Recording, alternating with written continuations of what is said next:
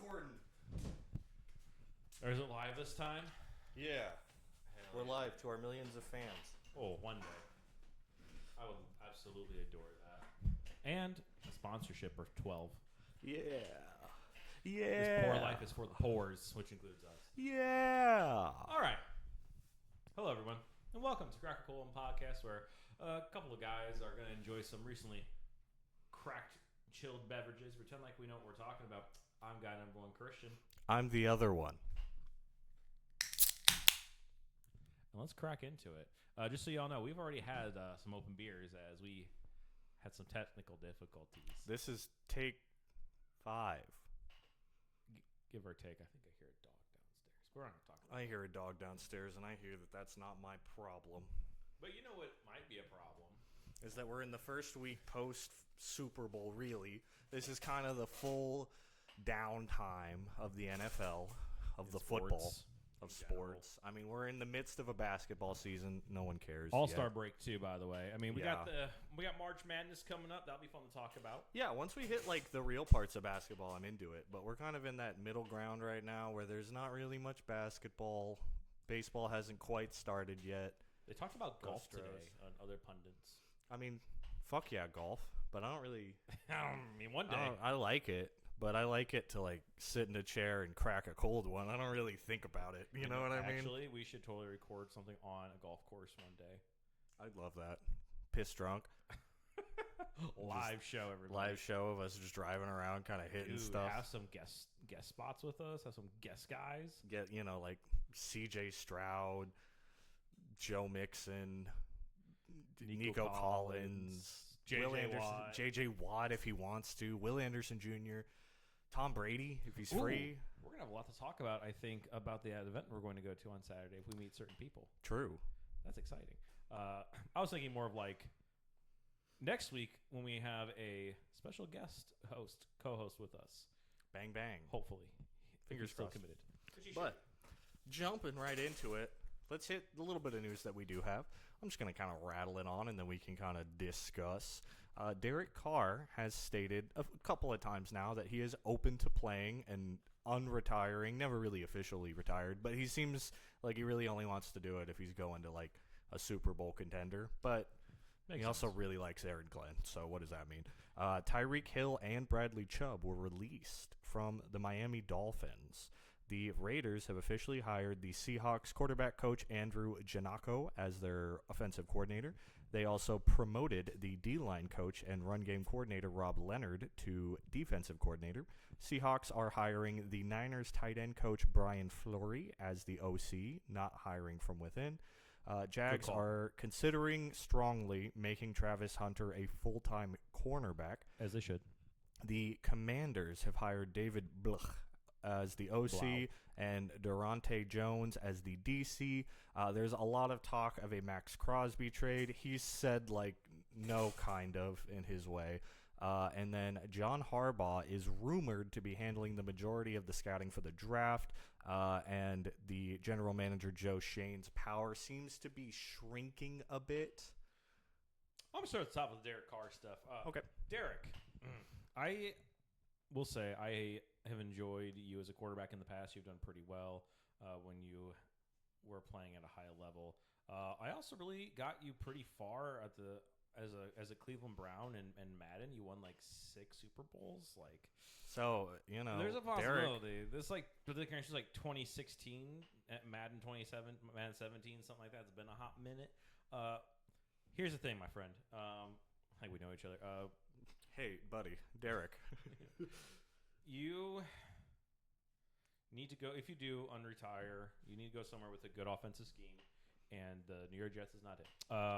If you want to maybe go to Indianapolis, if they don't get Daniel Jones, I think it's a great idea. You have a lot of weapons around you. There's a possibility, I've heard that maybe Tyreek may go there as a possibility if he's cheap and whatnot.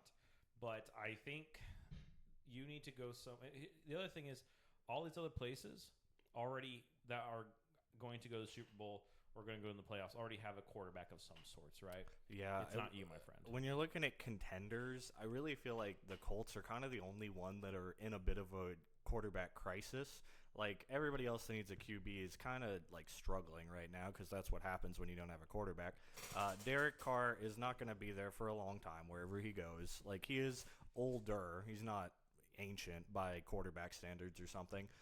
We're a little bit further removed from the shoulder injury, and he seems like he's confident that that's good to go. So I think he could definitely, like, make an impact, but as much as he wants to just take his pick, I don't know that any team that he would deem worthy is other than like maybe the Vikings. Like, there's just not that many options for him, but it's a pretty quarterback starved league. There's not a ton coming through the draft. The free agent pool doesn't seem like massive, so I definitely think he could find a slot. The Tyreek Hill news is very interesting. Absolutely. Tyreek. I think they wanted to. They're rebuilding in Miami. They're trying to, which is another reason why Bradley Chubb was released. These guys took up a lot of cap space. Oh yeah, especially and plus, Tyreek. And plus, Tyreek towards the end was becoming a little toxic. He wasn't really a locker room guy anymore. Kind of calling out his quarterback, and we don't know if Tua's going to be there. I think they should keep him for that cap hit, and plus, like we kind of are going to talk about, maybe this draft is the draft to get a quarterback. But I think with Tyreek, he needs to understand that he is 32. 32, I believe, coming off an insane injury. A disastrous injury. You may not be the same player, my friend. You may not be the cheetah anymore. So if you're going to go somewhere, know your value. Yeah. I'm not saying you're not valuable, because you are, but you don't need to be signing $32 million contracts, $5-10 million, 1 year, 2 year deal. Go to somebody. Rumor being he might go back home to the Chiefs. Yeah, I don't think he should. I could see them doing it, but I don't think that makes the most sense. Nope. I don't know who wants to make the risk for Tyreek, because we've seen him be very toxic in Miami. Now, that was a weird situation with a struggling quarterback and a head coach that we don't really know how he controls the locker room. So, like, maybe it's not as bad as it seems, but I don't really know who wants to pay the price for a Tyreek Hill that may not be the same man right now. What I will say about Tyreek is that, his production is fantastic.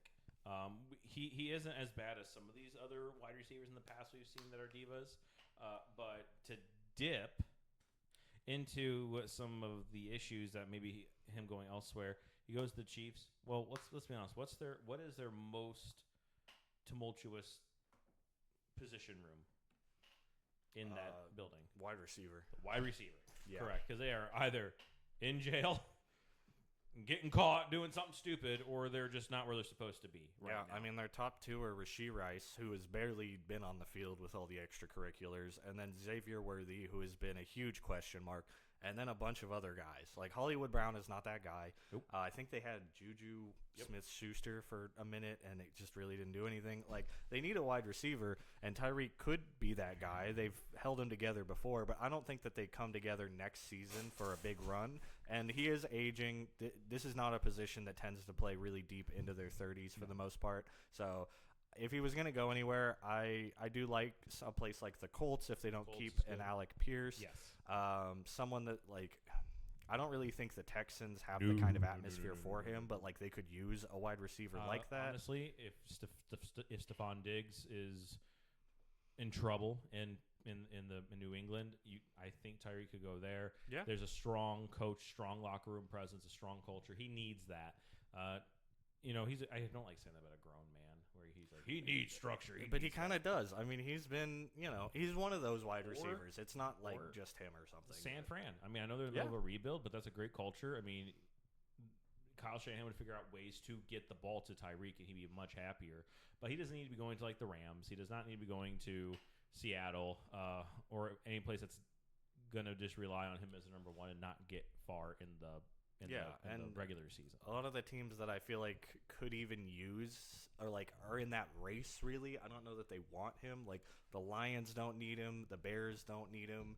Packers, maybe, I guess. The Vikings don't need him. I just named every team in the NFC North, but they're all contenders. You know what I mean? But like, a lot of teams just don't need this guy specifically in their room to really make an impact. I think the Colts don't have the craziest receiving core, especially if you lose Alec Pierce. So that is a better option. And plus, again, good culture, and depending who they get as quarterback, right? if they keep Daniel Jones or go somewhere else, or Riley Leonard play for a year. Yeah, I thought he looked all right. My thing is like people who are going to want him, he doesn't belong in their culture. For example, the Cleveland Browns. Yeah, Guys, the Browns would pay him, but like, don't take him. You can't handle a first time, I believe, head coach. Yep. Possibly Deshaun or Watson or Shador Sanders at the helm. A whole mess at quarterback. A whole mess of a team that is like, let's best case the Browns that he like starts putting things together. You're still gonna need to do a lot this season. This is not the year to sign a Tyreek Hill. That would be in like a season or two when the team is like mostly together and you're making a big push. If Tyreek is still that guy at 33, 34, which who knows? He could come back awful at 33, 32, 33 from this injury. This is like not a normal everyday injury. He basically destroyed his entire leg. Like he could just retire off of this and it wouldn't blow my mind. He won't though. No. Most wide receivers are prideful and whatnot, and y'all have earned that. I'm not saying that as a bad thing and whatnot. However, we will definitely be talking more about this. Bradley Chubb, he's gonna be a great bench guy. Great behind, or somebody gets hurt. Good player, but that was kind of an expected cap casualty. So we'll see, but I don't think it's like a huge one to watch. As far as all of the changes at coordinator, none of them super jump out to me because a lot of them are like position coaches that we don't necessarily see a lot of. So it's a little bit of a question mark. But I did like that for the most part, there's not a lot of interior hires. The only really one was the D-line run game coordinator, Rob Leonard, being promoted. But that's, again, a position up, and he just came into the organization. So to me, that signals that, like, he kind of already had that in mind and liked him potentially. So we'll see. But not a ton of craziness I do there. think it's going to help because obviously it's going to help Max Crosby because there's going to be some continuity there. Sure. But at the same time, also, it's going to help Kubiak because he's obviously more focused on the offensive side. Yes, he's the head coach. Yes, he should be focused on both sides of the ball, but he's an offensive guy. And the rule is if a coach can figure out his side of the ball within the first year or two, he's good and he has some grace. So, for example, Vrabel. Was that the best defense? Hell no. He had some good players, but man, they were good enough to get to the Super Bowl. They played up like crazy, and that's what you get out of a really good defensive coach. Exactly. And same with, you look at the Texans. Our defense was a monstrosity. Hopefully it will still be the next year honestly, it's going to crack it. It's a kraken in the sea. It's an old tale. We swarm for a reason. Rawr. But Kubiak's going to be more focused on that side, developing Fernando Mendoza if that's who they pick, or somebody else, or if Derek Carr for some fucking reason comes back. It's been 5 minutes, by the way. I can swear now. Yeah, it has. It's been 13 minutes, actually. Look at us. Not really swearing for 13 minutes. I feel like I dropped like 7 F-bombs, but who fucking knows? That might have been like the fourth take. Who knows? But yeah, no, I fully agree with you. Like, I think it was a good choice, especially with trying to keep Crosby happy. Getting into the Crosby stuff, I feel like we talk about him getting traded every year. I don't really know if it's going to happen or not. Like, you could get a haul. You're in the midst of a rebuild. You could, but it seems like he is a Raider and he's not going anywhere. What teams have you heard? Because I have two. The teams that I've heard, the Cowboys has gotten brought up a lot, which is hilarious to me. I have heard the Packers, which is also hilarious, and the Vikings, which are all teams that like could use him, but I just don't foresee them making that jump. Packers won't take him because of Micah. Exactly. I've heard him brought up knowing that Micah's there, and like, yeah, that would be an elite combo on two sides of the ball, but like, who can afford that? That would be an insane amount. Like, they already traded 2 first rounds away. I don't really know how you get Max Crosby when you just traded for Micah Parsons. You literally have to give up Jordan Love. Yeah, you would have to give up too much for that to be worth it. The Vikings would make more sense to me, but I don't think that it's a big need. If they were going to make a big ballsy trade, I feel like that's for a quarterback if you just want to give up on the J.J. McCarthy experiment. Derek Carr to the Vikings? Yeah, I do actually think Derek Carr to the Vikings would make some sense as like a little bit of some We got to please Justin insurance. Jefferson, let's be honest. Yeah, it's a little bit of insurance if the McCarthy thing still isn't working. It gives him a little bit of competition, but you're not like fully banking on him not working yet. You're taking someone that is not going to be your franchise guy for 10 years. You're taking someone that, like, if we continue having these problems with McCarthy, then we can maybe slot him in for a little bit, and we're not completely selling out. So I do like him going to the Vikings. But yeah, as far as Max Crosby, I think most realistic would be he stays. He stays. Really? I agree. The two teams I've heard have been the Patriots and recently the Bears. The Bears is interesting. I do like the Bears. Now, and you know, sorry, certain other channels I've heard this from. I've heard. Is it Roma Dunze who wasn't as DJ Moore? Thank you, DJ Moore, a first-round pick for Max Crosby, and maybe a fifth rounder. You know? I think that would be a slam dunk because I think you got to kind of get DJ Moore out of there. He has played down a lot, and you're paying him a lot. So if you can kind of pawn off that contract, that would be ideal. I don't know the inner workings of his contract. Well, I think the contracts are pretty similar. And on top of it, you know, you're getting another weapon for your potential new rookie, someone who is, grant you, Ben Johnson is a wizard, but he's found his core guys. Yeah, he doesn't need a DJ Moore. He doesn't really serve a huge purpose in the offense, and you have a ton of mouths to feed. So I think you can honestly feel a little bit better without DJ Moore out there. Whereas the defense is in desperate need of help, and Crosby is if you were just going to pick up one guy and make a defense substantially better, it is Max. You know Crosby. what? That would be very helpful for him because who is he constantly compared to in his conference? Not his division, his conference. His conference. AFC. Defensive Player of the Year. Myles Garrett. Yeah, him and Miles. They're in the same conference. At least now you have them two separate conferences. Yeah. Then you're much better off. I mean, I've seen fucking Max play live. He's a monster. He had no reason to play that well. No, he is a machine. He's definitely one of the top few defensive players in the league. He's got a clock that just never stops running. That dude is insane. From start to finish, he will play every snap humanly possible. An absolute machine. So I think he makes an immediate impact on any defense he goes to, even if he's the only big piece that the Bears got, which is highly unlikely. I think he would have a huge impact over there because they were okay, but with a lot of takeaways. They were very opportunistic. Dennis Allen had him in a really good position. I think Dennis Allen can use Max to his best of his abilities. Not that they couldn't do that over in Las Vegas, but sometimes when you put a guy in a new spot with a new mind who's helping him out, and that's now has consistency, unlike the Vegas Raiders who have never had consistency. It's going to be a night and day difference for him. But I would like to also talk about, speaking of putting the pieces together, the Jags possibly making Travis Hunter a full-time corner. I think that's a great idea because they have the wide receiver room. Yeah, they didn't need him. It was honestly better without him because Correct. I think the purpose that they wanted him to serve it didn't work for Travis Hunter. So if you keep doing the dual thing, I just don't know that it makes a lot of sense. It just risks injury. So Yes. I much prefer if you're going to stick him on one side, make him a corner. He was a pretty good corner. He was injured within the first 6 games. Yeah, which is what's going to happen when you play a ton of snaps on both sides of the ball. But I thought as much as his corner time wasn't really sexy, he didn't have a bunch of interceptions and stuff, but he played really good coverage and there wasn't a lot of passes coming his way. He did good as a corner. So I think if you fully dedicate him to that, he's an extremely talented player. I just think he's stretching himself too thin trying to do this double thing. Right. And I do think also, they have the wide receiver room, and a lot of places have wide receiver rooms. They just don't have a corner room or a secondary. And right now, if you can have somebody who can fill in that position, even if he is better at the wide receiver, but if he's a B-plus tier corner, that's still better than most of the fucking league. So there's not a lot of S-tier corners out there right now. No. And he could be if he really devotes to it.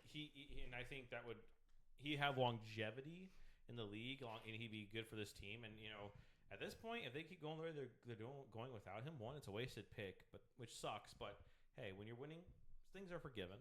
Two, you're wasting your time and your talent at a place, so you're going to be trade fodder, and you might not get the value that you think you deserve because of your production. So that's kind of my 2 cents on that. The only other big thing I did want to point out from the news, John Harbaugh kind of serving as the pseudo GM is kind of where it seems like it's coming from, which is not the most surprising thing. It is very much his style to be very in the mix for all parts of the team. CEO coach. Exactly. But I do think that tends to run you into some problems, especially as an older guy. He knows what he wants potentially, but if you make bad draft calls, that's on you. And if he doesn't have an eye for what the new game is, which I don't necessarily know that he does or doesn't, like you can just run into a lot of problems when the head coach has too much power and they start making too many decisions and they're not thinking like a GM is supposed to. Two things to that to counteract your thing there. I'm sorry, Joe Shane, your days are numbered, dude. You're not his GM. You just kind of were along for the ride. He's taking power, and the owner's okay with it. So I think that this is them because Joe wasn't seen as the problem. It was Brian Dable, but now they're transitioning into a new regime, a new era. This is John setting up to get his own GM. Yes, which I think he should do. Joe Shane is not a good GM, and I'll stand on that. I don't think he can really get the like points for really most of the really good drafts that have happened from the Giants. They've had a lot of busts, but the ones that have been good, pretty much everyone in the organization was like Dable pushed for that one. Malik Neighbors, Jackson Dart, Cam Scatabo, like all of those seem to be Dable's guys. So I really don't want to give a ton of credit to Joe Shane. I think it's good that he's being pushed out. I just don't know that I love that Harbaugh is potentially kind of, scooping up that power. So here's the thing also. They're now in different conferences, so they're not as competitive as they once were. But John's got a little brother who was college not too long ago and still knows some of these players. He did a lot of scouting. He's seen the tape, talking with his brother. So his brother is possibly helping him out with that. And he has that connection. I mean, he also coached in college for a while too. So I mean, he probably has at least an ear to the ground for that. So I don't think it's as I don't think the break is as wide as maybe we could possibly think it is. So I think this is just it's kind of like the Japanese culture where you can't fire somebody, but you also don't want them there anymore. So you pay them to sit and look out a window. Quiet firing or whatever the heck. It has an actual term, but it's apparently very common in culture in the East. So it's kind of one of those by the sounds of it. Yeah, I don't hate it. I mean, John Harbaugh having his own scouts and stuff. I mean, he just picked up people like Kyle Hamilton and things like that. Like he's been good for a while at finding his players for however much he's had a hand in that. So I don't think it's necessarily the worst thing. I just do think it's something to keep an eye on. I don't generally love the head coach having all of the power in the building. I think that tends to run into issues. Bill Belichick was doing that towards the end of his tenure, and he just started drafting really bad, I think we can see that, especially as coaches get older, that they stop having the same kind of touch for what the game needs. And Bill Belichick is a perfect example of that. Yeah, he's an extremely good example of that. And I don't think Harbaugh is necessarily there, but he has not been great at the Ravens organization for a little bit. They've had a lot of issues over the past years. So who's to say he doesn't bring a lot of issues and that was over to the and Giants, that was a transition, maybe. Right? So they had a great scout. They had a great GM, Ozzie Newsome. One of the best of all time. Yes, 100%. If I remember correct, he's a Browns legend as well. Yes, he came straight over from the Browns. He was a Browns player and then became their GM and then moved over with the Browns migration to become the Ravens. So he is a Browns legend through and through. But one of the best GMs of all time. But then you have a transition to a new GM who maybe didn't quite get along as well or had that same hierarchy with John. So I think John getting his own GM will kind of help prevent some of this in the future. But if I can say it, that's the news. That's the news. So we're going to jump into a new segment that I made up called Name Pending, Grayson's Game Gabbing Grab Bag. Ask your questions, folks. If you have anything that you need to know or want to know about the NFL, football in general, put it in the comments below on our YouTube channel or also send us messages on Spotify, which, by the way, no one's listening to you on Spotify. So, but hey, YouTubers, love you. Don't be afraid to interact with us. We'll try to be nice. So, with with the Grayson's game grabbing grab bag. Yeah, Nailed it. we gotta fucking change. I just wanted some alliteration, but it came out a little gross. Yeah. It's what it kind of. I said it easy. Grayson's game gab and grab bag. I'd probably say it easy too if my name was in it. Christian's game gab and grab bag. Yeah, except for it would be more like Christian's cathartic, catapulting. Already hate it. Yeah, I know, right? It's Christian's catapulting these cathartic questions. With a C. So these are just kind of something we're going to talk about in the off season, about any questions you'll have, whether it be about the draft, whether it be about literally anything. It's kind of our no dumb questions area. These are just questions that were brought to me from friends of the show friends watching the show. That basically were like, I like watching you guys. I don't know shit about football, so what's this mean? So I figured I'd start answering some of those. We're in the downtime. There's not a ton to talk about, so why not kind of rattle through them? So many ideas. So actually, I'm going to kind of skip around because I'm going to save that top one because it leads into our other thing we're going to talk about at the end here, cap space. So take it away, Aaron. So with cap space, this isn't something that gets talked about a ton as far as like the greater NFL, but essentially the way that the National Football League has tried to prevent teams from just paying to win, saying like, we'll just pay everybody $100 million because our ownership is crazy wealthy and we don't have to care. So every team has a set amount of funds that they can dedicate to paying their players. So with that, you can't just infinite the money. You got to selectively pay people different amounts. Part of the reason that the draft is so important is that rookie contracts are substantially cheaper. Dirt cheap by comparison. Like we're talking like barely millions compared to hundreds of millions. So rookie contracts can be a great way, especially like a quarterback. That's a very high paid position. If you have a rookie quarterback that is making a big impact, then that gives you the leeway to put a lot of that extra money into the rest of the team. And there's a lot of stuff that teams can do. So there's like restructuring the contracts because there's both a bonus section and guaranteed money. I'm not going to go super into the weeds because it does get quite complicated, but essentially there's a set amount of money that you just give them. That player will get this amount this year. There's a set amount of money that's based on hitting metrics. So like getting 15 sacks in a year or 20 tackles or like 2,000 yards passing, whatever it may be. And then there's just a bonus. That's kind of the bonus side of it versus the actual salary. So you can restructure them by saying we're going to take this year and we're going to shrink down the amount that we're dedicating towards this player and put that towards a different year and kind of push back some of this money as a future problem. That doesn't really impact the player in any way. GMs and the NFL at large at this point is very aware of how to play with the money to make things work. So you can't just do whatever you want, but there's really easy ways to kind of move numbers around to make the most out of your cap space every year. Absolutely. And so all these teams are earning money. And just want to remind everybody, these teams are worth billions of dollars. I mean, these guys aren't just millionaires anymore like they were in the 80s and 90s. These guys are billionaires. So they are not hurting for your money or anything like that. So because they're billionaires, they could just whip out the pocketbook and they can pay their guys, like Grayson was saying.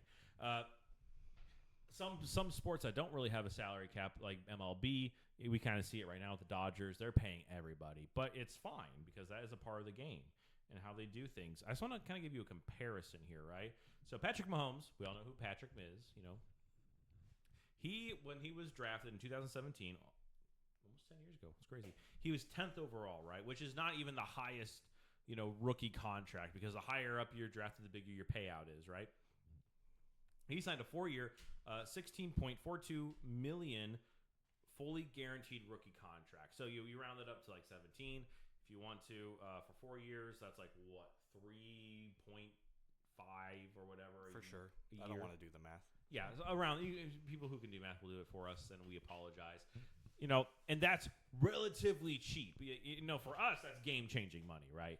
But for the NFL, this is chump change. Compared to when he was, by the way, he also had, and that was fully guaranteed, by the way. Yeah, so doesn't require if he ever touches the field, he gets that money no matter what. With a signing bonus, by the way, of $10.8 million. So man was making buco bucks, but that was actually relatively cheap, and he was a poor for the NFL if you think about it. Compared to when his rookie contract was close to being up, they forfeited his fifth year extension, and they went to his next contract, a 10-year.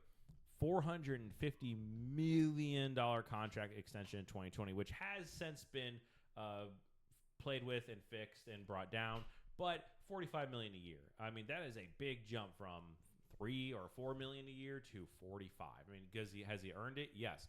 Quarterbacks are your money makers. Quarterback is the face usually of the franchise, or a really good defensive player, like if you're Myles Garrett or Max Crosby. So.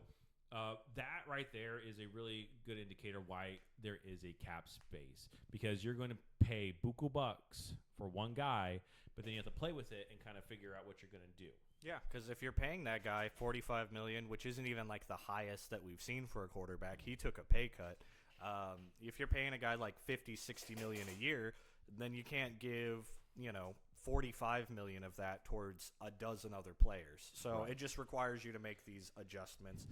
And worth noting as well that trading a player doesn't necessarily mean that you just get rid of their cap. It depends on the contract. So Russell Wilson's a great example. Yep. So sometimes teams will just let people walk because it's just not worth keeping them on for whatever reason, locker room toxicity, just not worth dealing with the nonsense, and they will just eat the cap hit. So they're just paying him despite him not even being a part of the team.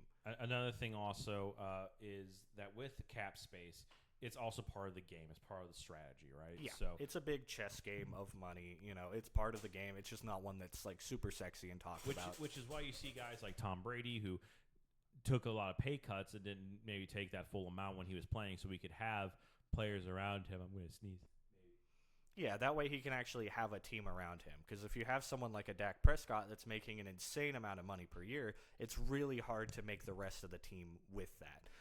And you can make some of that back by releasing a player as well. But generally there's a penalty if you just release someone. Yes. So if you are paying somebody $60, you might still, if you release them, have to pay them like $40 as a penalty for that. So you're making back $20, but it's not as easy as just saying like, oh, he's too expensive and he's bad. Like with the Tua situation where he's really expensive and he's not playing super well, you can't just cut him and make a profit. That's why a lot of people are saying just keep him an extra year, because there's not actually a financial incentive to letting him walk or trading him away. So there's no benefit to it. Why not just let him run it back and continue looking for your quarterback of the future when it's not like he's making the organization worse by existing. Even if you keep him as a backup, you're not getting any money either way. So why not just keep him around? Plus, also, I mean, let's go into something we talk about leading into something else, is that if you have a bad player, they're worth a lot of money. Their performance will probably get you a better draft pick, which will eventually help you have a high-end, cheap player that will get you to hopefully the Super Bowl. Kind of thing also, guys on usually their first set of contracts, as we've seen, make the Super Bowl. So, for example, Patrick Mahomes. On his first contract, he had Tyreek, a healthy Travis Kelce, a bunch of linemen helping him out. Joe Tooney made Super Bowl after Super Bowl after Super Bowl, won a lot of them. When he signed that contract extension, well, guess what? Things have kind of not been the same because he can't pay players. Yeah, the team has been worse since he signed his contract extension, and that's not like a knock on Patrick Mahomes signing for his money. That's part of the game. But when you have to pay one guy a ton of money or a few guys a ton of money, all of a sudden the rest of the team is going to take a hit because you just can't afford to pay everybody else. And then you have to start trading pieces away like Tyreek Hill with the Chiefs, or you have to start just letting people walk into free agency and just taking that hit because there's nothing else that you can really do about it. You can't afford to keep paying them. The Cowboys would love to keep George Pickens, but they don't really have the money to pay him what he wants, and what he kind of deserves is like performing like a wide receiver one. So it puts you in this interesting situation where do you like start cutting other people to make up for it and pay your wide receiver a ton when you already have like a really struggling defense? Do you just franchise tag a guy, which basically just means we're just going to pay you a ton of money and you have no choice to leave, but that means that we're paying you a bunch of money. So it just kind of comes into like what someone is worth and what you actually have to play with, because the franchise tag is a whole other thing, and it kind of like takes out of the financials a little bit differently. Absolutely. And then another sport that really affects is the NBA. And considering we're in the NBA season right now and the All-Star break. Prime example, Lakers. They pay a lot to Luka Doncic. They play a lot to LeBron James. They don't really have anybody else that really surrounds them. Yeah, DeAndre Ayton is there, but he ain't your guy. We kind of saw him in Phoenix being total trash. Then they have like guys like Austin Reeves and whatnot. Alex Caruso helped them win a championship in the bubble. He's with the Thunder. Guess what? Won another fucking championship last year. And the Thunder are looking pretty good. They're going to be around for a little while, hopefully. Man, they've done a lot of the right things. Lakers, as an organization, I know you have new management, new ownership. Get your shit together. You're supposed to be a perennial franchise, and you're not showing it for the past decade or more. Yeah. Kobe wanted to leave you, by the way, for Chicago. Just so you know, Chicago's fucking worse. But that's kind of the down and dirty of it. You know, we could talk about cap space for a whole pod, honestly. So if there's more interest, like we can get a little deeper. Let us know. We can talk about franchise tags. We can talk about the other tags because that's not the only one. There's definitely a lot more there, but that's just kind of like the bare bones of it. I know that was a lot of talking for bare bones, but another big question that I know has been a lot of people's minds. Why did Bo kneel down in the playoff game against the Bills? And potentially that was the play that broke his ankle. It seems like it may have been the one prior, but either way. That or it was the one before aggravated enough where he doing that, snapped it finally. So, one, because Sean Payton told him to, for one. But overall, it's strategy.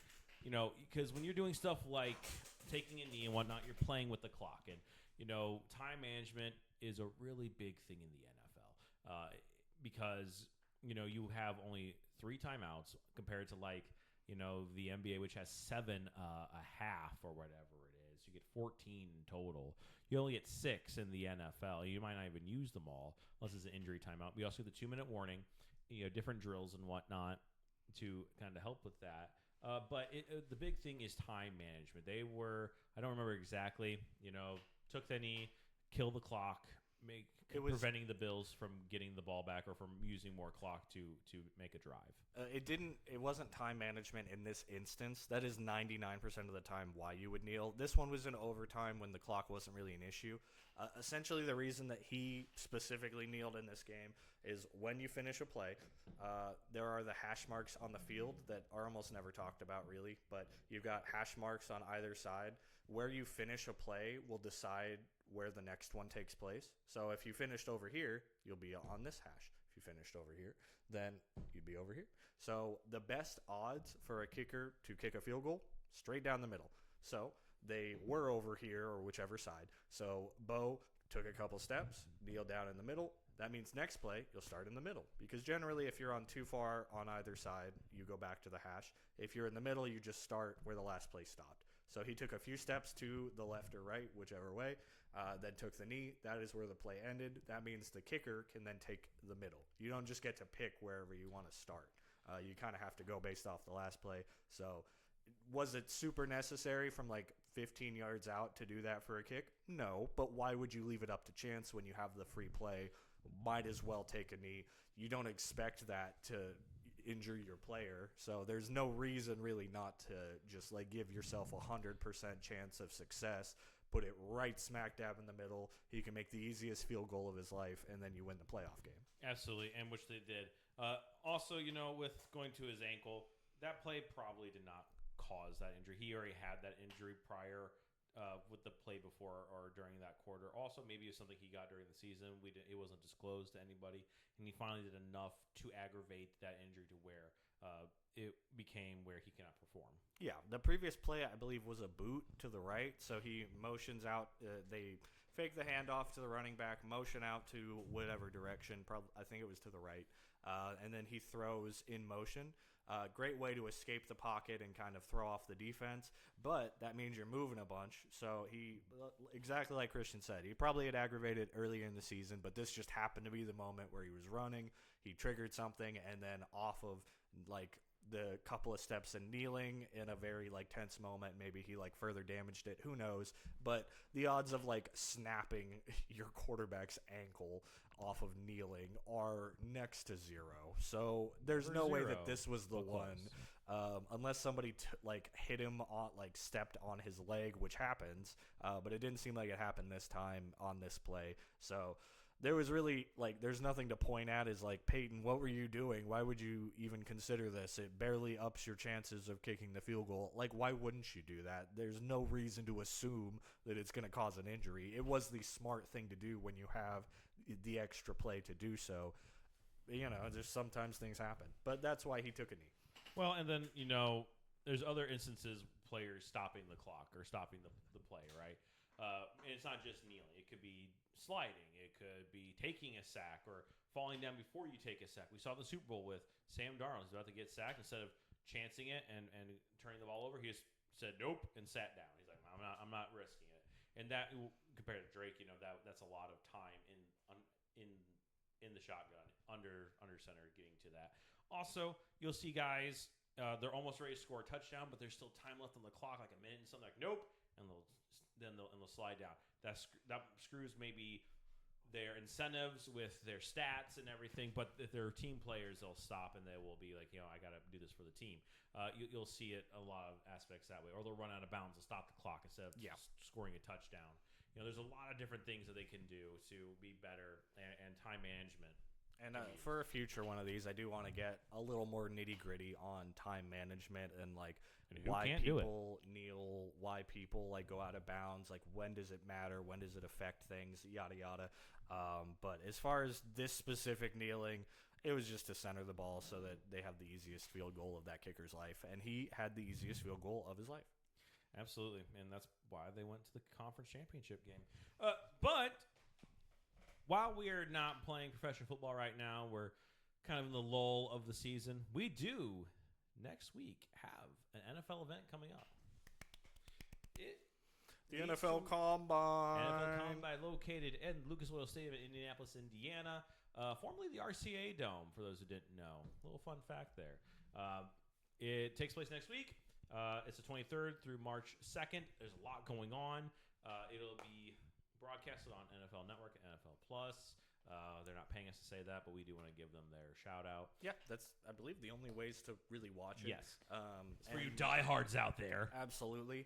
And if you do not know what the Combine is, essentially, like, we'll kind of get into more specifics about it, but essentially it is a way for the NFL teams that are looking at draft prospects coming out of college to see what are you good at, what do you succeed at. Let's ignore the game film from everything prior. Let's just see, like, how athletic you are, really. How fast are you? How strong are you? How high can you jump? Like, all of these, like, athletic things. There's a bunch of medical tests. This is really the way that they get, like, a top-down picture of what is this player athletically, ignoring any off the field, in the locker room, ignoring any, like, game time things that they've accomplished. Like, just strictly, how are you as an athlete, so that we can try to make the best educated decision when we draft players. Absolutely, and also they'll have a lot of interviews, interview players, show how they can run a huddle, run an offense or a defense, what plays they're given, and they would give them scenarios and how they would combat against it. Some of these can go for 7 hours, and it's all 32 teams. It's not just one or two. Grant you, maybe only some players will get one or two interests, but a lot of teams will be interviewing multiple players, and the player will be getting multiple interviews with multiple teams, if that makes sense to anybody. Starts on Thursday, February 26th. They start with the defensive linemen and linebackers, the big boys. Hell yeah, the meat. Not the real big boys. Those are the offensive linemen. Shout out, by the way. And, they're going to be looking at a couple different tests, like a 40-yard dash, a 225-pound bench press, and these are reps with those. How many can you do in a certain amount of time? A vertical jump, a broad jump, 3-cone drill, which where you're kind of going from cone to cone to cone in a certain amount of time, in a stance, and you're showing exactly your technique and how to get there and your speed. A 20-yard shuttle drill, and position-specific drills, which is one of those things that they'll do. For example, if you're a quarterback, well, you're going to have a wide receiver throw a route, and can you hit him at the right time? Yep. If you're or distance. like, if you're an edge, then it would be like drills on tackles and like trying to break tackles, block shedding, pass rush moves, like basically just things that are specific to your position, so that we can try to evaluate again your athletic ability at your position. Absolutely. And they'll also do different tests as well. They'll do measurements. They'll do like the Wonderlic test. They'll measure their hands, measure their forearms, measure their arms. Looking at you, Will Campbell. Yeah, because arm length is like really as much as we don't always talk about it, like how a person is built. I mean, there's a reason that short quarterbacks tend to struggle. When you can't see above the line, is a problem. So Yes. like. When you want to say like anybody can do anything that's cute, but like realistically, we need like people on the O line to just be big. We Yep. need people that And are. fast. We need them to be big, and we need them to be relatively fast for their size. We need receivers to be very fast and have great change of direction. And we need quarterbacks to be like tall and strong. Like we kind of need people to be like arm length matters, so that you can be wrapped up, blocked, and you can still kind of reach over and grab a dude. You will see different body types on a football field and whatnot, but you will see that the different body types are with one category. Defensive ends, for example, these guys are ripped. They're fast. They are the superhumans. They're built like Captain America. They're built like Black Panther. Whoever you want to say. Your linemen. They're strong. They're your big farm boys. They got the belly. They eat. But they can throw you around. They got quick feet. Like Grayson was saying, quarterbacks. Tall but thick. They can take a hit and they can get back up doing it. So, like I said, you'll see different body types on that field, but each position has almost a specific body type to be able to perform at the best level of their abilities. Yeah, and if you have a limitation, that doesn't mean that you can't play. Kyler Murray is a very short quarterback for the most. I think he's like 5'8", which is really tall for anybody that's looking at my profiles. But that means you can't see over the line. That means you just have to play very differently. He's very athletically gifted, but he has limitations because of that. So, for example, he has to do a lot of rollouts, or he has to take 6 steps back so he can see over the line. See over the line, because strictly the guys are all taller than him. When you're 5'8" and everybody on the line is like 6'4", you can't see over their heads, so you kind of have to pray and throw the ball to where someone should be, which requires a very pinpoint offense where you're like running 5 steps, 10 steps to the left, or you just have to get to a position where you can see him, which means, like he said, a lot of rolling out of the pocket, a lot of stepping way further back, things like that. But guys like Matt Stafford, they're 6'3", 6'4", or Josh Allen, 6'6". Can see over the lineman, no problem. Sees the entire field. But this combine gets these teams to that point where they have all the information, all the measurables that they need besides the game tape. This is more of it's more personal, if you will. Yeah, and a big part that doesn't always get zoomed in on it is the medical exams, because especially for those guys that have been injured in college, that can be a big question mark. I mean, some of the highest projected players are coming off of injuries and maybe didn't play a lot in 2025, or maybe didn't play like down the stretch. So you need to know, like, okay, is this going to have long-lasting damage? Are they going to be successful moving forward? Are they more injury a prone? tendency? Yes. Yeah. So those are big things to note, so you can be fully aware of like what you're buying. Do you want to get a generational talent with the first overall pick that is super injury prone and is coming off an Achilles tear and may have another one within the year? Like, these are questions you need to think about. So the medical exams can be big, and like he was saying earlier, interviews to see if like Dan Campbell has a very specific way he runs his team. He wants these guys to run through brick walls. So talking to them, you can kind of figure out, is this an actual good fit for us? This doesn't qualify. This is all not brick. This is all sheetrock. But he would do it for you, Dan Campbell. Dan, I do so much for you. He'd run through this wall for you, Dan Campbell. Yes, probably Daniel Campbellington. ACDC, Auto City, Dan Campbell, if you will, because Detroit's the auto city. Anyway, Ben Johnson, I'll run through anything. I'll run through a wall for you, my friend. I mean, I'll run through bullets for you.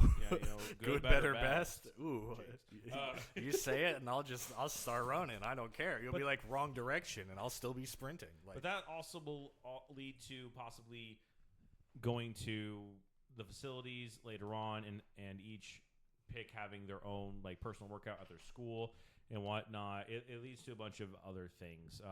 But then after the combine, we will have the NFL draft, which this year takes place in Green Bay, Wisconsin.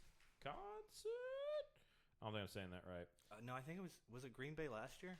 It's in Chicago, isn't it? Fuck. I think it might be in Chicago, or maybe it's I think it might be Pittsburgh. Not Pittsburgh. Not Pittsburgh. Give me.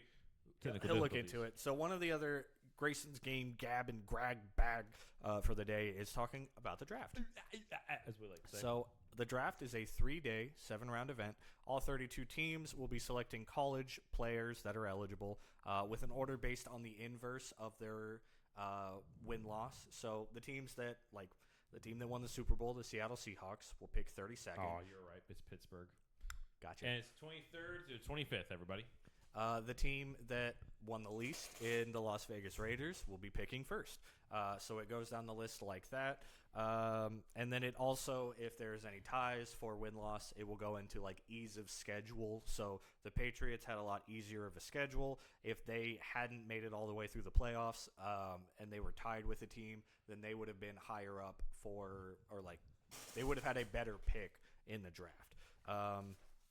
Pick selections can be traded, so we see this every year that teams will trade a pick.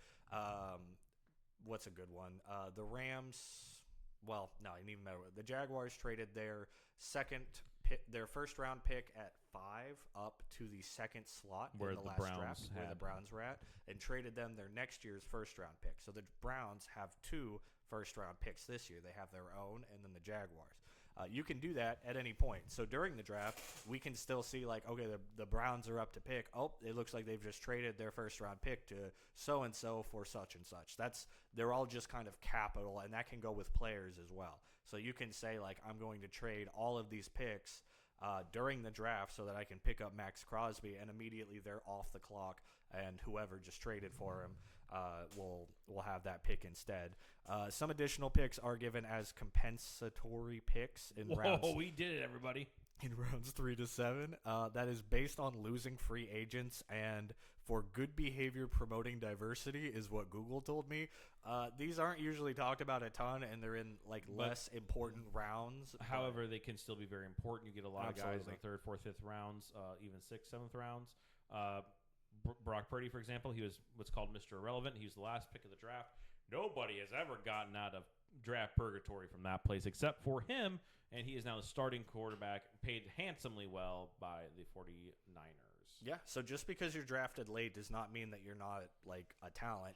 Generally, the best prospects are 1st and 2nd round, and then after that, it tends to be more question marks. Maybe they slid because of injuries. Maybe they just didn't seem as athletic, whatever it may be. But that does not mean by any means that these are like bad players. You can see anybody from any round perform. Brock Purdy, Cam Scatterbo was like, I believe, middle of the 3rd round. Yep. Like anybody from any round can still be good. Tom Brady, 6th round pick. Yep. Chip on his shoulder, and he now has 7 Super Bowls. More not than 18. 6, 7. I'll let you deal with that in your therapy. So yeah, every round is important. Generally, the first couple of rounds are valued a lot higher as far as your picks, but that doesn't mean that the rest of the rounds don't matter. Anyone not taken can be hired after the draft from free agency. Just because you're not drafted doesn't mean that they won't like play. It just means that they weren't important enough to these teams to be drafted, so they will just hit free agency because no one was like, I have to grab this guy. And then usually a lot of these people will kind of be like picked up throughout the season or in free agency. Yep. One of the most famous ones, Tony Romo. Yep. Free agent, went on to become a starting quarterback for a very long time for the Cowboys as well. And then Kurt Warner also as well.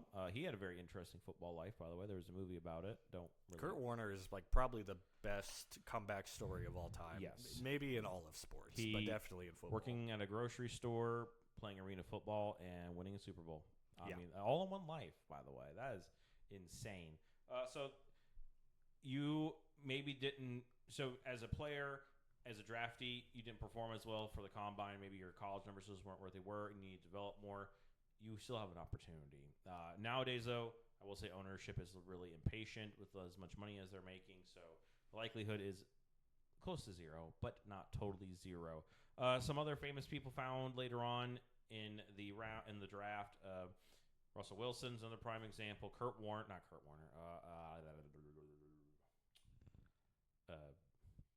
Preacher man. Just going to get released from the Falcons. Kirk O'Chains. Oh, Kirk Cousins. Yeah. There we go. Preacher man. Yeah, he does kind of remind me of a youth pastor. Yeah, he's got big youth pastor vibes. But also, to really kind of talk about this as well, all because you were drafted high does not mean you are going to be performing in the NFL. Josh Rosen, you are a prime example of that. There's been a bunch of busts, that is a term as well. And also, really quick, the first day of the draft is usually the first evening, and that's all the first round. Going to have the most coverage, all the highlights and whatnot. You're going to see the pomp and circumstance, and we won't be there, but we'll definitely be probably talking about it. Yeah, we're considering a little live stream perhaps, but yeah, the first round of the draft is going to be your like best looking prospects, but anyone could be anything. So you could draft somebody and they become a huge draft bust because any reason at all. Maybe they just, the tape lied.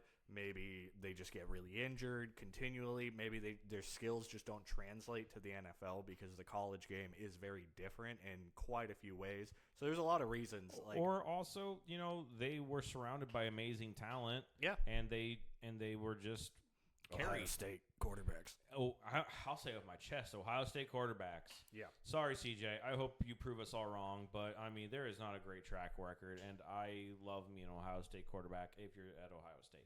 Yeah, sometimes the situation in college is just premium. They look incredible, and then you take them out of that premium situation, and they don't look nearly as good.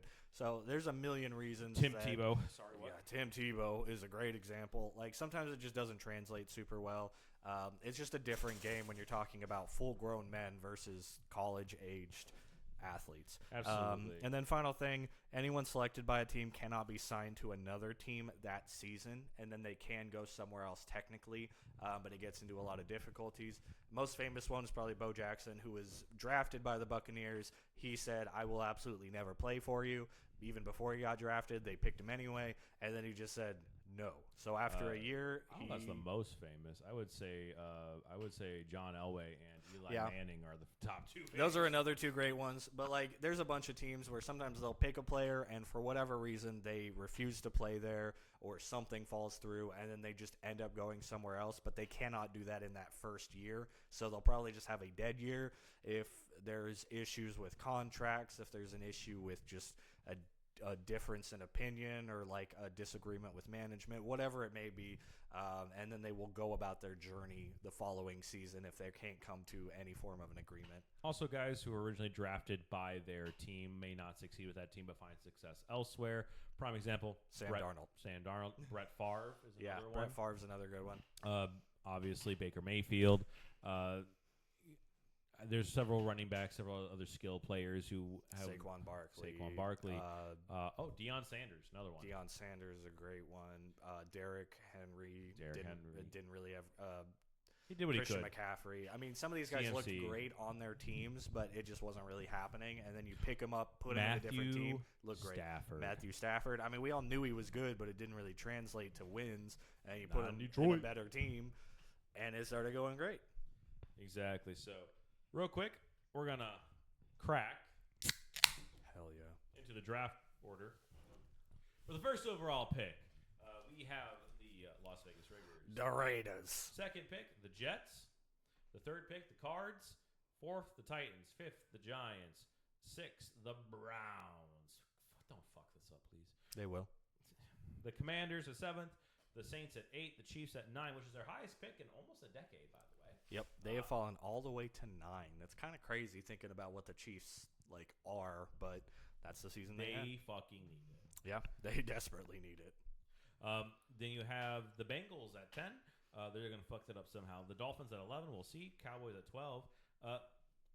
Technically, it's supposed to be Atlanta at 13, but because of trades, like we've talked about, the Rams have that pick. So they should be much lower because of their record and where they ended the year, but not what happened. The 14th is the Ravens. 15th, the Buccaneers. 16th, the Jets, who get another pick in the first round via the Colts with their trade with Sauce Gardner. So you trade a player. You can also trade some draft picks away. 17th is the Lions. 18th, the Vikings. 19th is the Panthers. The Cowboys, again, have another pick because of their trade with Micah Parsons. You traded draft picks as well as Micah. With the Packers. With the Packers, excuse me. So they get another. That's another team with another pick. 21 is the Steelers. 22 is the Chargers. 23rd is the Eagles. 24th is the Browns via the Jags, who also get another pick, which isn't surprising because they do this all the fucking time. 26th, the Bills. 27th, the 49ers. 28th is the Texans. Poop. 29th is the Rams, so they also get two this year. Big difference from when they were first doing things. 30th is the Broncos, and then our last two, 31 and 32, the Patriots and Seahawks, the two teams that played in the Super Bowl. And 25th was the Bears. I think that's the only one you missed. That don't matter because they got the Pope on their side. That's true. So, yeah, that's how the draft has laid out. A lot of things can happen between then and now with trades and things. But as far as, like, the win rate from the season, your season placement, this is set in stone. So any trades would just mean whatever team trades their pick, that receiving team will have that slot. Absolutely. Well, that's what we have about the draft for this week. But quickly, I'm going to kind of go back to the Combine because that is, again, the event that we're having next Thursday. Talk about its location, the dates, and whatnot. So the really cool thing is you can't just come to this. Like, we can't go to the Combine. I asked. Joe Schmo and Erica Barica can't go. You need to be invited to this. And out of all the college players out there, the hundreds and hundreds of them, only 319 were invited. 166, there we go, on offense, 146 on defense, and 7 specialists, which is your kickers and your punters. So, like I said, kind of the breakdown on Thursday, the first day, we have the defensive linemen and linebackers. Friday, we have the backs and the tight ends. On Saturday, which is going to be the most watched and most important day, will be quarterbacks, wide receivers, and running backs, mostly because all three of those can kind of help each other. They'll throw to each other, et cetera, et cetera. And that's your skill players. That's the sexiest stuff, you know. And on Sunday, you have the offensive linemen, and I'm going to guess for the second is going to be your specialists because it's not written out here. Either that or they just kind of put them in a back parking lot and tell them to kick stuff. Who knows? We don't take kickers and punters very seriously, despite how massively important we've seen they were. Look at this last Super Bowl. He had 15 points. Absolutely. So, not because you come from a big school, it doesn't mean you're going to do well in this, by the way. We're just getting a lot more opportunity. Texas A&M, though, has the most participants with 13 potential draftees invited to the Combine, which is pretty good on them, even though I don't think they were as good as they thought they were. They had one of their better seasons in recent memory. Sure. They historically are not great in the college sphere, but they definitely made a run. They were in the playoffs, I believe. They lost to Miami. Yeah, they lost to Miami, which ended up being in the national championship. That day, so I was in Corpus, and there was a bunch of A&M fans around me, and it was glorious how sad they were. We're not really big Aggie fans, if you couldn't tell. But yeah, good on A&M.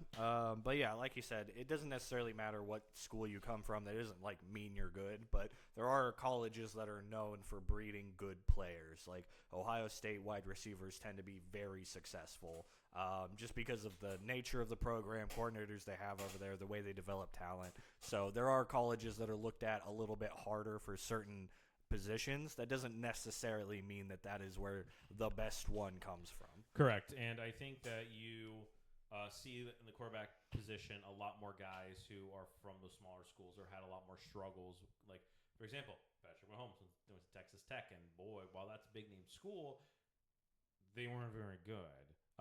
And that means that his line isn't as good. His wide receivers aren't as good. So if they're successful, you can put a little bit more of that on him, and it just becomes a little bit more of a testament to his abilities. Whereas if you're looking at an Ohio State, they have an incredible line, incredible wide receivers, a fantastic running back, a great defense. So obviously the quarterback's going to look great because the whole team looks fantastic, and there's no, like, he almost can't mess it up. Right. So like it just doesn't breed as much. You have to be an awful quarterback at Ohio State or in a lot of some of these other places. But guys like Josh Allen went to North Dakota State or South Dakota, one of those two. I do apologize, Josh. Dagon, goodness gracious. Great balls of fire. Right. Lamar Jackson, he went to Louisville, not known for football, known more for basketball. Drake May, I know he had his struggles, but he did not go to a football school. He went to a basketball school with North Carolina. And it's not like you can't be good if you went to a big school. Joe Burrow went to LSU, which is not like the best program of all time, but he also went to Ohio State. He also went to Ohio State, but he graduated, ended first. out LSU, and they were very successful with him and had incredible wide receivers, and he also was incredibly talented and is. So, again, it doesn't super dictate anything, but we tend to see a lot of the better quarterback talent come from worse situations at worse schools, and that is kind of the reverse for wide receivers. If you have a really bad quarterback throwing to you, you don't always look that great. So it kind of just depends on the position and things like that. You'll see guys like Puka Nacua, who went later in the draft. Yeah, I think he was drafted in the 6th round. 6th round, yeah. And look at him now. He was one of the front runners for Offensive Player of the Year. Broke a bunch of rookie records. It's time for bed. Oh, good night, everyone. That's what my wife is telling me. So yeah. Also, besides Texas A&M, LSU, Alabama, and Ohio State had the next set of total participants invited to the draft, which is fantastic if you're a Buckeye like me. OH. Okay, I know someone said it. Really big stuff about this, like we've talked about. I didn't say it was you. Somebody said it. I couldn't hear it. It must have been the ghosts of Ohio players past. AJ Hawk, I'm looking at you, brother. Ryan Shazier. Rest in peace. He's alive. Oh, I said ghosts. Yeah, like the ghosts of their playing days. Okay. They're not the same men. Rest in peace to your rest in playtime. Fine. Woody, how about this?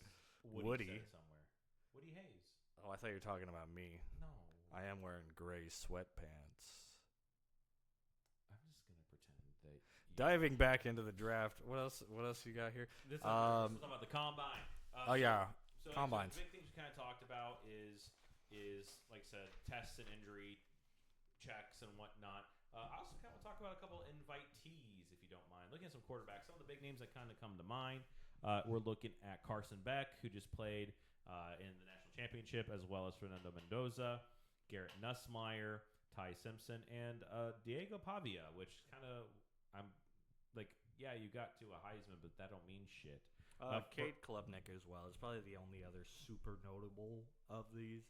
Not the best of quarterback drafts, but there's a bunch of people here, so we could see a Tom Brady out of here. Who knows? Absolutely. Then looking at the running backs, kind of. Also quarterbacks. Drew Aller from Penn State. He did not play very well this year, from what we've seen. But that's just me being a Big Ten guy. Any comment on that before we move to running backs? I stand on it. Great. We're looking at C.J. Donaldson. Jeremiah Love, really highly a toe to pick. People really want him. Adam Randall from Clemson. Noah Winnington from Oregon. Jadarian Price, another guy from Notre Dame you're looking at. Interesting one here. Robert Henry Jr. from UTSA. We don't get very many of those. No, not at all. Definitely Jeremiah Love is the one to watch. Toted is one of the most athletically gifted, one of the best players in the draft. Running backs aren't valued insanely highly, so probably not going to be like a top few pick. Genty was the most recent higher pick, and then before him it was probably like Saquon Barkley at 2 back in 2017, 18, whenever it was. Something like that. So generally running backs don't go super high. Despite how important the position is, there's a million running backs. So it's kind of viewed as something where you can probably find somebody comparable. But Jeremiah Love is definitely the one to watch of the running backs. Absolutely. And then kind of looking at the wide receivers, we got a couple LSU guys, Chris Hilton Jr., Aaron Anderson, Big name for me that kind of stands out is Carnell Tate from The Ohio State University. About time. Like I said, this class, these next couple draft classes are probably going to be the last of the best of the Ohio State receivers because Brian decided to leave and go head coach somewhere in Florida. We will miss you as our wide receivers coach and Brian Hartline as well as our OC. We really did need you. Other big names that kind of stand out: Chris Brazel II from Tennessee, Zachariah Branch from Georgia, Jeremy Bernard from Alabama, and Malik Benson from Oregon. A lot of other good guys on here. Just again, Makai Lemon's a big one. Yep. That's being put up pretty highly. Definitely Carnell Tate. That is viewed as the best wide receiver. Jordan Tyson's another big one. But yeah, nothing super sexy or anything like that. Tight end, another really weird group. You don't see very many of these guys even drafted in the first round. But Will Kakmarek from Ohio State, Eli Reardon from Notre Dame. A lot of these tight ends, you're looking for big. Real quick, Tanner Kazoil from Houston. Shout out to you, my friend. But you want these big boys. You want guys from like Oscar Delt from Georgia, big guys. You know they're in that kind of category. Or Riley Nowakowski, who was playing with Fernando Mendoza, definitely was helpful. Max Clare as well from Ohio State. But again, not really a lot of big names. You're not seeing a lot of Iowa guys. You're not seeing a lot of that center Midwest Nebraska where you have these big corn feeding boys. Maybe John Michael Gillenborg. We'll have to do more research from Wyoming.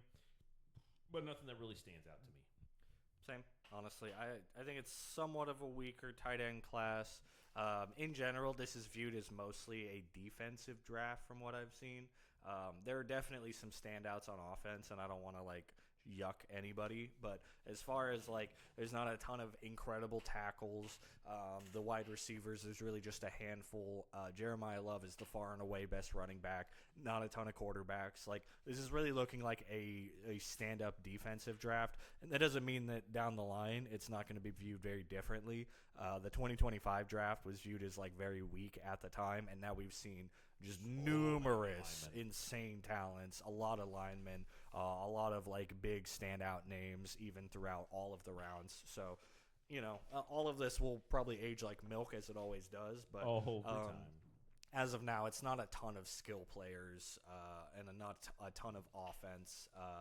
The line in general seems to be somewhat weaker than we've seen in the past. Looking at some offensive linemen, we'll do a little more research. We'll definitely dip into their stats and whatnot a little bit deeper. But no one really stands out that I can see, unless you talk about maybe Caden Proctor from Alabama. Caden Proctor, I think DJ Campbell's gotten some nods. There's an Iowa guy on here, Bo Stevens. Spencer Fano is one of the bigger ones. There's another guy. There's a lot on here. There's a ton of tackles and guards and stuff, offensive linemen in general, that are coming by. Did you say DJ Campbell from Texas? Yes, DJ Campbell from Texas, Spencer Fano. The other tackle that I'm thinking of, his name's not jumping out to me, but there's definitely some talents here. I'm not trying to shun anybody, and a lot of these guys could play a lot better than we might assume just based off of what we have so far. But that's kind of the big ones that jump out to me. Absolutely. Looking at defensive linemen, big guys from Ohio State, Caden Curry, as well as Caden McDonald, guys who we've kind of heard their names being talked about over the years, playing with Ohio State, helping them get to that national title last year, actually finally beating Michigan for once in a while. It's nice to have that happen again. But nothing really stands out with this group that I've seen. Again, we'll do a little more research, especially heading into the draft. We're talking defensive line. Oh, yeah. Ruben Bain is definitely an athlete out of Miami. One of the better ones in the entire draft. He looks like quite a talent. Ruben Bain, and then Derek Moore out of Michigan. I know you don't like them, but he does look good. TJ Parker. Derek Moore. Who? TJ Parker out of Clemson. Yeah. Also looks good. Who else we got on here? I think Peter Woods out of Clemson as well. So some of those guys are looking to be some of the standouts thus far. Absolutely. I'm mostly going to mention Ohio State guys just so we're all aware because I'm a homer. I've done a little bit of research, so I'm kind of just mentioning guys that I recognize Linebackers to keep an eye out. We have Arvell Reese, but the bigger one is Sony Styles from Ohio State. He is somebody who will help lead a defense, hopefully in time. Where does linebacker even start? After Gosh, there's so many pages of people. There's just so many people. Oh, there it is. Yeah, Sonny Styles is a big one. Arvell Reese looks fantastic. Honestly, if he was at a different position, he would definitely be like a top 5 talent. He has played the edge a little bit, so we could see him going a little higher. You're with that defense and you're Sonny Styles as your teammate. That's really hard to overcome. Yeah, it always is going to kind of drop down the stock, unfortunately, when you're next to somebody that's really shining. But Sonny Styles and Arvell Tate are some of the big standouts there. Are Arvell Reese. Carnell Tate. Yeah, God, there's just a lot. I'm looking at just pages and pages of names, so I apologize to all of these folks. I mean, no disrespect at all, but yeah, Arvell Reese is definitely looking like another one. Guys, we'll give you your just due because you do deserve it. You all worked hard to get to this point. You've been invited for a reason. Also, Sonny Styles is just such a cool name. Like, that's just such a footballer name. You know what I mean? Sonny Styles. That's honestly, it's like a baseball name, but it is just one of those names where you're like, I'm Sonny Styles, and I'm here to hit a home run. Babe Ruth and Sonny Styles out there. I'm here to hit home runs and chew bubble gum, and I'm all out of bubble gum. Hell yeah! Looking at defensive backs, interestingly enough, a lot of guys invited from Toledo, a MAC school. Max shout out, if you will. Caleb Downs from Ohio State. That's Davison, a very big one. Yeah, that's the biggest one, I think. Davison Igbenuson from Ohio State. But like I said, Emmanuel McNeil Warren from Toledo, which I don't know a lot about. Andre Fuller from Toledo. Fantastic. Also, guy from Houston, Latrell McCutcheon Sr. Good for you, my friend. Yeah, I believe of these Caleb Downs, I think he plays safety, but he is valued so highly as far as like athleticism that he's likely to go a bit higher. Yes. Caleb Downs is another big one. Again, an Ohio State guy. Ohio State, Matt Patricia did a great job. Also looking at Lorenzo Styles Jr. Yep. That's not really a baseball name. That's definitely more of like a restaurant name. I'm Lorenzo Styles, and I run a restaurant. Sure. Only other one that's jumping out to me, Jermon McCoy, I believe has gotten some buzz. But nothing super.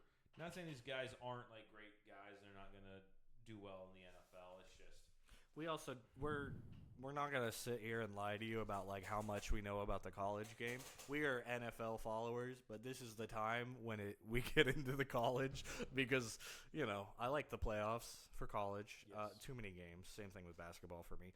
Really? Too many games for college? Not about playoffs, but pre-playoffs. I think there's way too many games.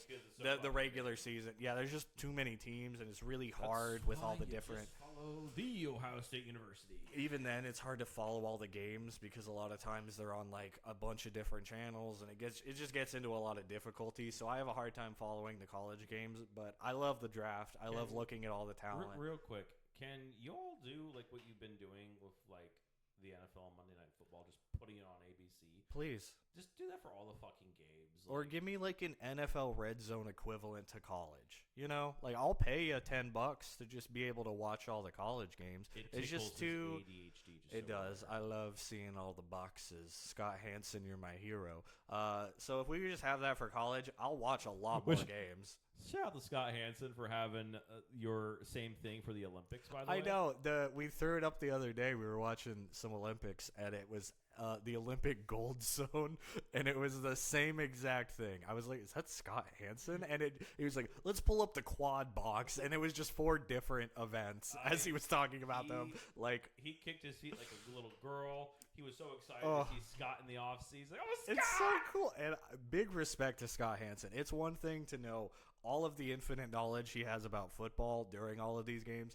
It's a whole other thing with the Olympics. You're talking about whole different sports, all sorts of different people from different countries. The way that he was rattling off information was insane. So, Scott Hansen, you are the gold standard, pun intended, like absolute legend. There's some whispers that he may not be on Red Zone. anyone that takes that seat, you're gonna have big shoes to fill because that is like one of the best to ever Unless do it's it. us. I'll do it. I wear a size 10. I think I can fill it. 10 and a half. Scott, I feel like you're a 12 probably. yeah. He's a big dude. He's a big dude, yeah. So, and then kind of finishes off looking at some specialists.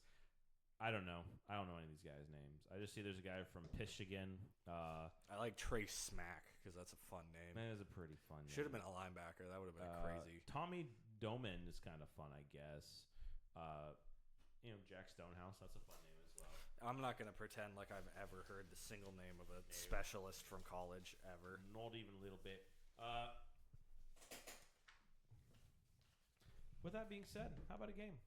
I would love a game. I'm going to call this game Houston. When, where, and how. So, we obviously have a couple Houston teams around here. It's going to be kind of a quick game before we get out of here. We have, cracking into this Houston list, we have the Houston Dynamo. We have the Houston Rockets. We have the Houston Astros. And, of course, we have our Houston Texans. Rockets halfway through their season, of course. Astros getting ready to get started. Texans just finished. The Dynamo don't really know a ton about, to be honest with you. But I think we're okay. Honestly, I don't follow football. Not football. Football. I also want to see if we have any Houston pro women's teams because we got to shout our ladies. Absolutely. I don't really follow them like that, but as you can tell, I don't follow a lot of sports, so it's no shade. Absolutely. The Houston Dash for our football or soccer. Also, we have the World Cup coming. We're going to talk about that a little bit. Absolutely. We're going to talk about that when it's really ramping I'm probably going to talk about the traffic a lot because I'm so fucking pissed. And I will get into soccer when we're talking about the World Cup because that's cool. It's really fucking cool. But that traffic, I'm not leaving the house for like a week. I'm going to take a week off of work because I can't. For all of June and most of July, I ain't doing shit. It just ain't worth it, man. There's going to be so many people here. Like, I don't know if the infrastructure can handle it, but it'll be exciting. Dude. For the crap seats, over $1,000, and hotels and Airbnbs are already charging like $1,000 a night. Yeah, I was like very strongly considering if there was any possibility of getting tickets. No, there's not. Not unless you guys want to sponsor us. FIFA. Or FIFA, I'm talking to you. You directly. I know you're watching FIFA. Oh, God, that'd be so fun. So the point of the game is, do we see them as winners, losers, or purgatory? So, for example, for next year, Houston Texans, I think we're going to take a bit of a slight slide down. Our division's getting a lot better. Our defense is aging a little bit. We got to get our offense kind of put together. We're still going to be winners, and we're still going to be a wild card team. What do you think? I agree. I don't think we're going like 12-5 again. Division's just a lot tougher than it used to be, so it's not a free division to win anymore. It wouldn't blow me away if we take the division, but I wouldn't bet on it because we do have some issues we need to work on. But I definitely see the Texans as a wild card team. They're still one of my picks to go to the Super Bowl. I think that defense can absolutely do it. But I do think we're going to see some issues on offense continuing in the start of the season, and then we'll kind of see if they can get their footing as we go. So we'll see. I don't think we'll start 0-3 again, though. I don't think it's going to be quite 0-3, but I do think we'll see the first couple of games looking really rough. Maybe just toss-ups, like could go either way kind of games. I think the defense will continue looking stout as hell, and the offense will be probably not as bad as it looked in the playoffs. But I imagine we're going to see some growing pains as they continue trying to like figure things out and adjust some rookies and things like that. Going to the Houston Rockets. Right now, the NBA is at the All-Star break. They're kind of midway through their season. All-Star game is apparently a lot better this year than it has been in years past with World versus U.S. Victor Wembanyama, Jokic, and Luka and whatnot playing against all our U.S. guys. Some of them are really injured. Right now, we have a pretty good record. Here's why I think the Houston Rockets are going to go. I know you don't know a ton, so we have a really good core group. A lot of them are young. We do have Kevin Durant now and whatnot. So I do see us making it to the playoffs, having a winning record in the West. And the West is hard. Playing in the West is extremely hard. But we are not going to get farther than maybe the second round. Yeah, I would agree based on my limited knowledge. I think the Rockets are going to make it playoff bound, probably have some success there, but I don't know that we quite have the roster. Like basketball is so talent based as far as like just having the right guys, and I don't think we're quite there. So I don't really imagine that we take home the whole thing, but I think we'll have a nice run. Absolutely, and one of the things I think we should talk about, pardon me, in the for this offseason is like relegation and whatnot for the NFL. I think we should also have some relegation in the NBA. It'll kind of help. But like right now, the Rockets are 7.5 games behind first place, but we're in fourth place in the West, which is fantastic.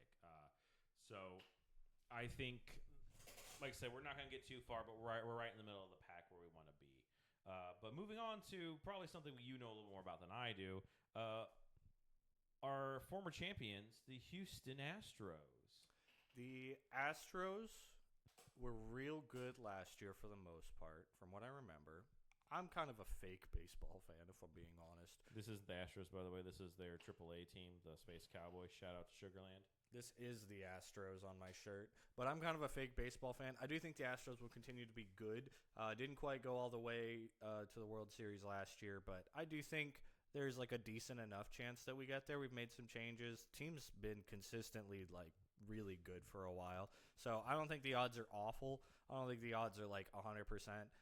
That Dodgers team with all the changes and money they're slinging around looks insane. So I would say that's probably the front runner, but the Astros could be a little dark horse. I could see them like making quite the run. So by the way, the only time we've ever really won a championship is when there was a hurricane. So never mind. We're not going to win. I don't want a hurricane because I don't want that. Yeah. By the way, if y'all never been through a hurricane, I've never gotten the worst of it. It's not fun, by the way. And that's another reason the Seahawks can't possibly win the Super Bowl next year, because there's no way that we get a new pope so soon. Right? It's just not possible. Just not possible. But I actually want to take an opposite. I don't think we're going to be very good. I think we have a lot of aging stars. I think we don't have the pitching that we need. I don't think we really did the best we could in the off season. I think we'll be okay, but we're going to be below 500. By the way, baseball, too many games.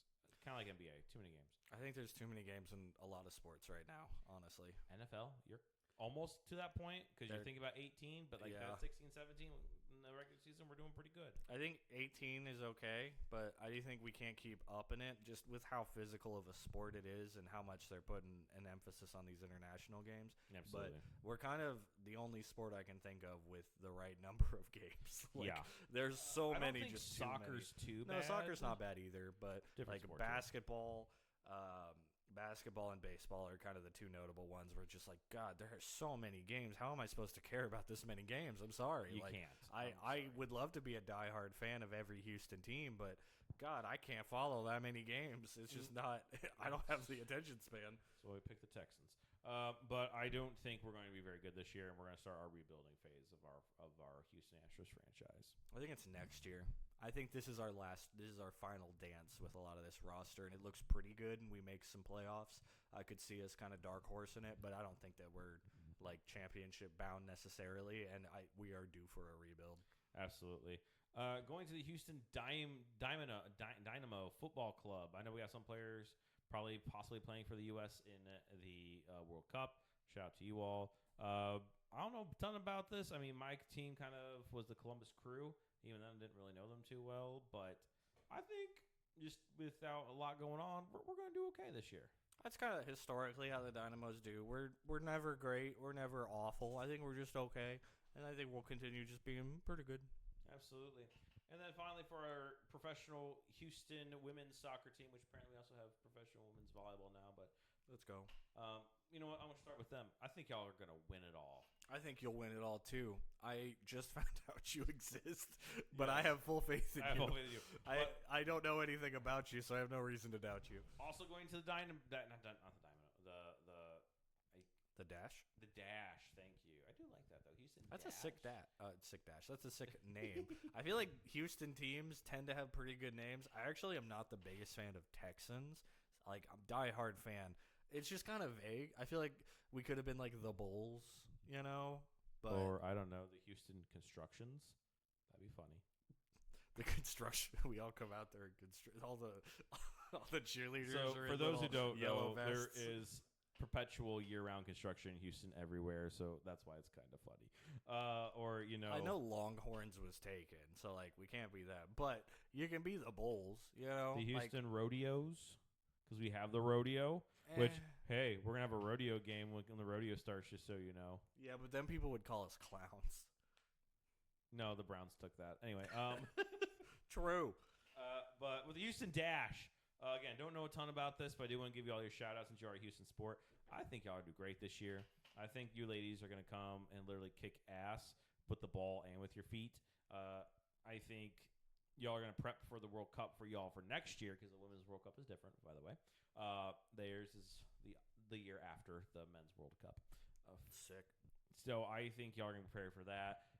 But I have all faith in you all to kick ass, take names, and hoist a trophy. Yeah, I couldn't have more faith, and I'm gonna forget about it after today. But right now, couldn't have more faith. Absolutely. And as a reminder, we are on YouTube and Spotify. Please check out our channel at Cracking the Cold One Podcast at YouTube and Spotify.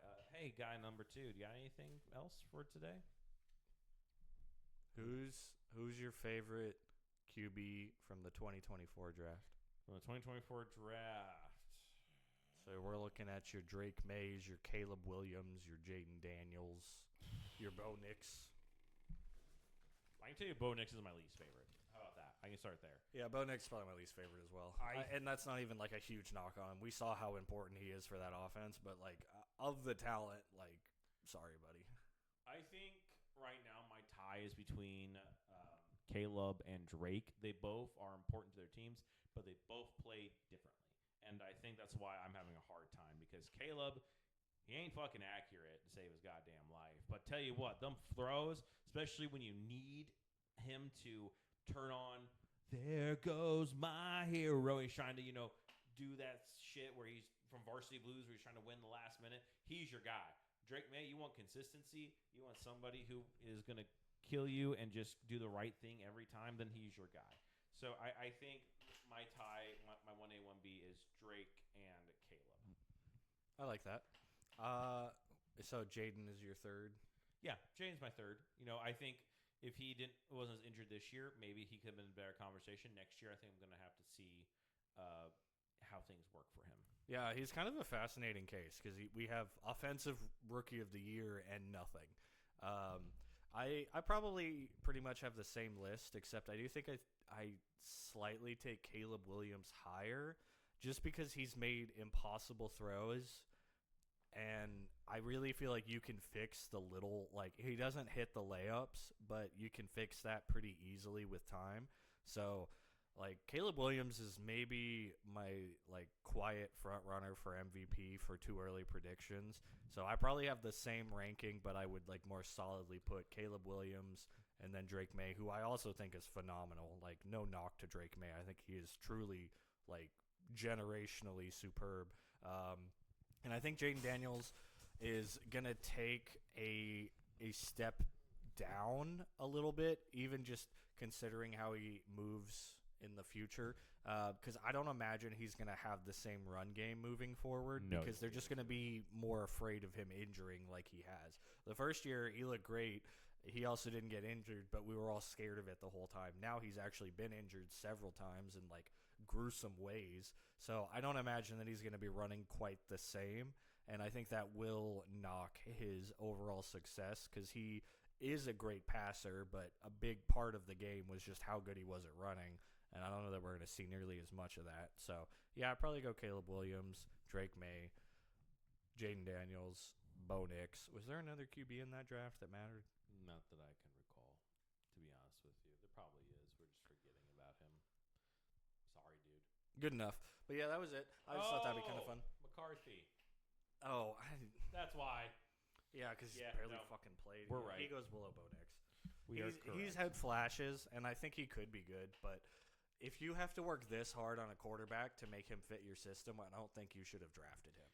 By the way, also really quick, we'll talk about this again, but I want to talk about real quick before we leave the Texans' home opponents for next year.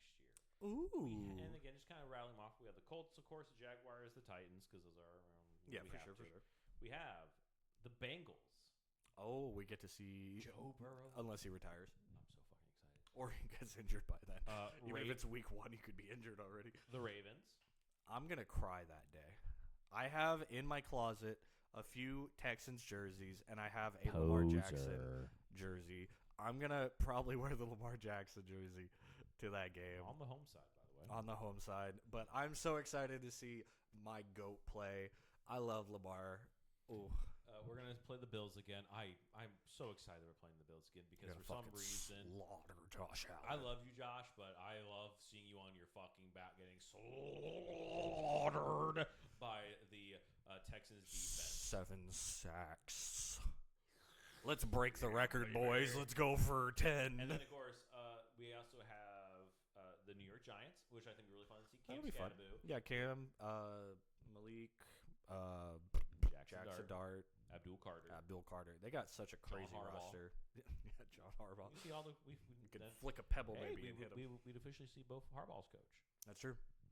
We'll have completed the Harbaugh gauntlet. The Harbaugh circle, if you will. Oh, and you get Jesse Minter as well. True. See. That's exciting. And we get that's actually I don't mind this. And we get to see Brian Daboll, and Robert Saleh. Why do we have so many games against the Bills? I wish I knew. Because I feel like we've 3 played years them in a row. Yeah, we didn't used to play them every year. I'm not really complaining because we've done really well against the Bills, and I love kicking Josh Allen's ass. But I'm confused on why we keep playing them so often. It feels a little odd. I don't know. I'll tell you what my favorite one is because of certain people in our lives. The Patriots? No, but the Cowboys. Oh yeah, hey, I think the Texans and the Cowboys should play every year. I know we're different conferences, but it's like in-state rivalry. It's almost like how you feel like Detroit and Cleveland should play every year, and then they don't. Detroit and Cleveland? They should. They can, but like No. Chargers, Rams, Jets, Giants. You know, like teams where they're like there's like an in-state rivalry a little Jets bit. and Giants. Who takes the home locker room? I don't even know. I don't even know if they can play at the same time. Well, actually, no. Because obviously, what happens is, and I didn't think of this, is one locker room is obviously going to be made for just the Jets. So then the Giants have the other one. Oh yeah, there and you then go. that's when they're playing at the stadium. It's vice versa. Yeah, there you go. So yeah, They'll each other own fucking locker room. Never mind. and like I know that the Texans Cowboys isn't like a historic rivalry or some shit, but like it's a fun little interstate thing, especially with the Texas in general. We love to go against each other and have rivalries. So like I think we should kind of bake in some of these rivalries like college into the schedule and like have them be a regular thing because I know last time we played the Cowboys, it was like a huge event. Like everybody got. But I hyped. think it was actually in Dallas last time. Yeah, it was in Dallas last time, but we still like everybody was talking about it. I distinctly remember it was like a buzz. Everybody was excited to see the Texans play the Cowboys because it is that interstate conflict kind of thing where it's just kind of fun. So that's probably gonna be a Monday night or Sunday night game. I would think so because that is definitely going to get some views. It's gonna be a lot of fun to see Dak Prescott. Yeah, I'll be excited to see Dak Prescott, maybe George Pickens, CeeDee Lamb. I would be amazed if Pickens walks, but yeah, Jake Ferguson. They got such a fun roster. I love the Cowboys in a way. They are Texas, so I like quietly rep them. I'm not as much of a I wouldn't even say a Cowboys sympathizer. I had a lot of their players in fantasy, so I was repping them a little more. But it's just fun to have those little rivalries going. We don't have a ton of rivalry in the NFL anymore. It's kind of just the Packers and the Bears and then the Cowboys and the Eagles. And I feel like every other rivalry has kind of died. Absolutely. But we can talk about away games next week. We sure can. And we're going to next time on the pod. I'm guy number 1. I'm guy number 2, Grayson. We'll see you all next week with a special guest. Hopefully. I promise that we'll try. He kind of committed.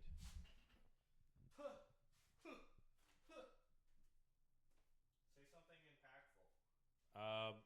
You are only as good as you think you are. You can always think that you can do better.